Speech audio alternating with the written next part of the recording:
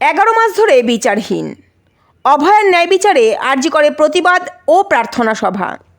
11 মাস কেটে গেল, কিন্তু অভয়া এখনও বিচার পায়নি।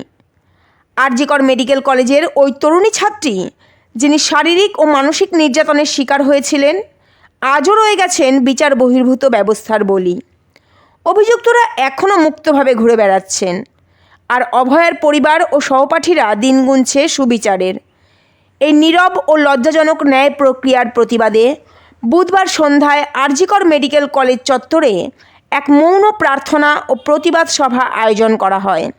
শতাধিক ছাত্রছাত্রী, চিকিৎসক ও সমাজ সচেতন মানুষ মোমবাতি জ্বালিয়ে দাঁড়ান একটাই দাবিতে: অভয়ার যেন ন্যায় বিচার হয়। প্রার্থনায় ছিল কান্না, প্রতিবাদে ছিল ব্যথা।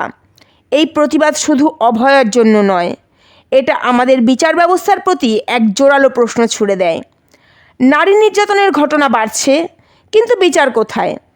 আর কত অভয়াকে অবহেলিত হতে হবে? মোবাইলে নোংরা ভিডিও বানায়, তারা ধর্ষণের মতো ঘটনা ঘটায়, অথচ তারা পার পেয়ে যায়। তাহলে তারা কোথায় এই সাহস পায়?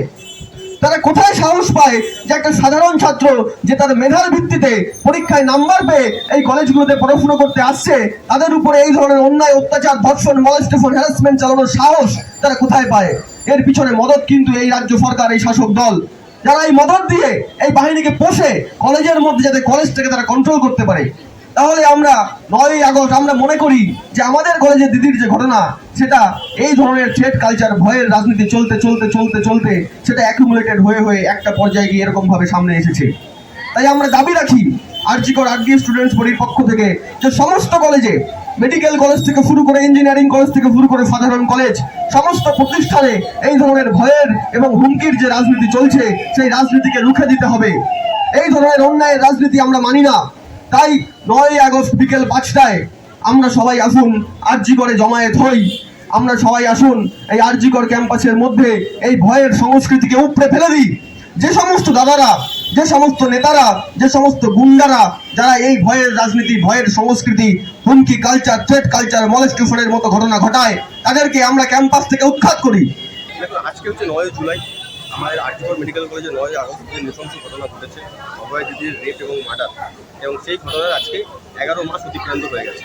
এবং আমরা মনে করি যে এখনও আমরা সেই রকম বিচার পাইনি। এখনও শুধুমাত্র সঞ্জয় রায়কে দোষী হিসাবেই দেখানো হয়েছে, এবং সিবিআইয়ের তরফ থেকেও এখনও কোনো সাপ্লিমেন্টারি চার্জশিট আসে। তাই সেই জিনিসটাকে সামনে রেখে, অভয় দিদির ন্যায় বিচারের দাবিকে সামনে রেখে, দিদিকে স্মরণ করার উদ্দেশ্যে আজকে আমরা আরজিকরের স্টুডেন্টস বডি, ছাত্রছাত্রীরা এবং রেসিডেন্ট ডক্টর অ্যাসোসিয়েশন এখানে একটি প্রতিবাদ কর্মসূচির আয়োজন করেছিলাম। আরও একটি বিষয়, যে সামনের মাসে এই ঘটনার 1 বছর হতে চলেছে। সেই 1 বছর অতিক্রান্ত হওয়ার পরেও যেহেতু আমরা বিচার পাইনি, অবিচারের 1 বছর, সেই জিনিসটাকে সামনে রেখে আমরা কিছু কর্মসূচি আজকে এখান থেকে ঘোষণা করছি।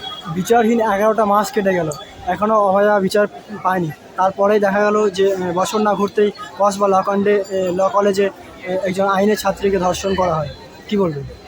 সেটাই আমাদের কাছে খুবই হতাশাজনক, খুবই দুর্ভাগ্যজনক যে 1 বছর হতে না হতেই এই একই রকম ঘটনা কসবার ল কলেজের মধ্যে একটা ঘটনা জায়গায় ঘটে। কসবা যে জায়গাটা একটা শহরের মধ্যে একটা হাইফাই জায়গা, সেখানে দাঁড়িয়ে একটা কলেজের মধ্যে ইউনিয়ন রুমে একটি মেয়ের ধর্ষণ হয়। নেহাত সেই মেয়েটি বেঁচে ছিল, সেই জন্য এই ঘটনা ধামাচাপা করেনি। নাহলে আমাদের মনে হয় যে এখানে যেরকম ঘটনা ধামাচাপা দেওয়ার চেষ্টা হয়েছে, ওখানেও একই জিনিস হতো। কারণ আপনি দেখুন যে ওখানে ধর্ষণ কাণ্ডে অভিযুক্তের নাম কি? মনোজিৎ দাস। সে সেখানকার মনোজিৎ বিশ্বাস, সে সেখানকার তৃণমূলের যে তৃণমূলের প্রাক্তন নেতা, এবং তৃণমূলের নেতা মন্ত্রীদের সাথে তার ঘনিষ্ঠতা ওঠা বসা রয়েছে। তাহলে যেখানেই শাসক দলের এই বাহিনী, তৃণমূলের এই বাহিনী রয়েছে, তারা সেখানেই এই ধরনের ঘটনা ঘটাচ্ছে। সাহস কেন পাচ্ছে? সাহস পাচ্ছে কারণ এই অভয়াকাণ্ডে যেহেতু বিচার হলো না, তাহলে যারা ধর্ষক, তারা বুঝতে পারলো যে ধর্ষকদের পাশেই প্রশাসন এবং সরকার আছে। তাই তারা কিন্তু সাহস পাচ্ছে বলে আমরা মনে করি। আপনার নাম, পরিচয়? আমার নাম অনুপম রায়, আমি এখানকার ইন্টার্ন। এছাড়া 11টা মাস আমরা এটাই বলতে চাইবো যে আমরা আমাদের দিদিকে যে ভয়ঙ্কর নৃশংস অত্যাচারের মধ্যে দিয়ে চলে যেতে হয়েছে, তারপরে যে কোনো সভ্য ভদ্রদেশে এটাই এক্সপেক্টেড যে সেখানে একজন মানুষের সঙ্গে কর্মক্ষেত্রে এই ধরনের সরকারি হাসপাতালে এই ধরনের ঘটনা ঘটানোর পর সরকার প্রশাসন সর্বশক্তি লাগিয়ে তার ন্যায় বিচারের জন্য লড়াই। কিন্তু আমরা কি দেখতে পেলাম? সরকার প্রশাসন এরা সবাই মিলে চেষ্টা করছে, সরকারের সমস্ত স্তর থেকে চেষ্টা করা হচ্ছে যাতে এই ঘটনাটাকে ধামাচাপা দেওয়া যায়, এই ঘটনার ন্যায় বিচার না আছে। এবং এই বাংলার সাধারণ মানুষ এবং এই বাংলার সমস্ত শ্রেণী সাধারণ মানুষকে লড়াই করতে হচ্ছে আমাদের দিদির ন্যায় বিচার। সেই সমস্ত কিছুর পরেও কিন্তু এখন আমরা কি দেখতে পাচ্ছি, এখনো পর্যন্ত আমরা দেখতে পাচ্ছি কারা এই ঘটনা ঘটাবে, কোথায় এই ঘটনা ঘটবে এবং কি মোটিভে কেন এই ঘটনা ঘটবে, এই প্রশ্নগুলোর উত্তর কিন্তু বিন্দুমাত্র ধোঁয়াশা ছাড়া সম্পূর্ণ পরিষ্কারভাবে যে এখনো সবার সামনে উঠে এসছে সেটা ঘটে। যে কারণে আমরা বলছি, আমরা West Bengal junior doctors front এবং আর্জিকর আরটিএর পক্ষ থেকে আমরা দাবি করছি যে আপনারা প্রত্যেকে যারা এই ভিডিও দেখছেন, আপনারা প্রত্যেকে আমাদের দিদি ন্যায় বিচার চেয়ে আন্দোলন গড়ে তুলুন, লড়াই গড়ে তুলুন এবং যতক্ষণ না পর্যন্ত এই সমস্ত প্রশ্নের উত্তরগুলো সবার সামনে উঠে আসছে ততক্ষণ পর্যন্ত আমাদের কিছু করিয়ে রাখা যাবে। বছর ঘুরতে না ঘুরতেই আরজি করের পর দেখা গেল কসবা ল কলেজে একজন আইনের ছাত্রীকে কলেজের মধ্যেই গণধর্ষণের অভিযোগ করছে, কি বলবে? একই যে দুটো জায়গায় যে দুটো ঘটনা ঘটেছে, এই দুটো ঘটনাতেই কিন্তু আমরা দেখতে পাচ্ছি একই ধরনের ছাপ। আরজিকর মেডিকেল কলেজে আমরা দেখেছি তৃণমূল কংগ্রেসের যে ছাত্র পরিষদ, তৃণমূল ছাত্র পরিষদ, তার আগে দীর্ঘদিন ধরে এখানে সন্ত্রাসের রাজনীতি চালিয়েছে এবং তারপরে এই ঘটনার সঙ্গে যাদের নাম যুক্ত বলে উঠে আসছে বিভিন্ন সূত্রে, এমনকি যাদেরকে প্রমাণ লোপাটের জন্য গ্রেপ্তার পর্যন্ত করা হয়েছে, তারা সমস্ত ওই ছাত্র সংগঠনের অংশ। একইভাবে আমরা দেখতে পাচ্ছি কসবা ল কলেজে যে ঘটনা ঘটেছে সেখানে পর্যন্ত যে যাদের নাম উঠে এসছে সে তৃণমূল ছাত্র পরিষদের অ্যাক্টিভ কর্মী।